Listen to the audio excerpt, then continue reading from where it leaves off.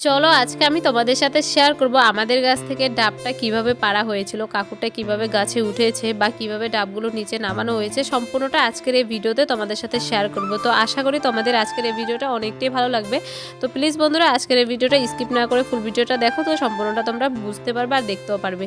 তো hi everyone, তোমরা সবাই কেমন আছো? আশা করি অনেক ভালো আছো। আমি তোমাদের চম্পা ছোট্ট একটা মিনি ব্লগ নিয়ে চলে এসেছি। এই যে কাকাটা দেখতেই পারছো কিভাবে গাছে উঠে পড়েছে। আমি বুঝতেই পারি না তারা কিভাবে যে গাছে উঠে যায় এত বড় গাছটার মধ্যে।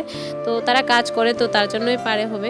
তো দেখতেই পাচ্ছ গাছটাতে কিভাবে উঠে পড়েছিল। তো উঠানোর সময় তোমাদের সাথে আর শেয়ার করা হয়নি, তো দেখতেই পারবে নারকেলগুলোকে এখন কিভাবে নামানো হয়। তো এই যে কাকাটা পুরো গাছের উপরে উঠে পড়েছে, এখন দেখতে পাচ্ছ দাটা কিভাবে উঠিয়েছে।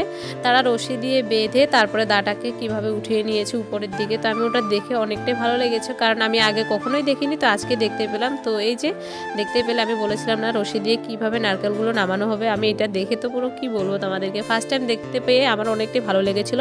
তো দেখতে পাচ্ছ রশি দিয়ে বেঁধে ডাবগুলোকে পুরো নিচে নামানো হয়েছে। তো নামানোর পরে আর আমি এখানে গিয়েছিলাম জানো কি করতে, আমি এখানে খুলতে গিয়েছিলাম রশিটা, কারণ দেখতেই পাচ্ছ ডাবগুলো বাঁধা ছিল, তো তার জন্য খুলতে গিয়েছিলাম। তো ভিডিওটা কেমন হয়েছে জানো।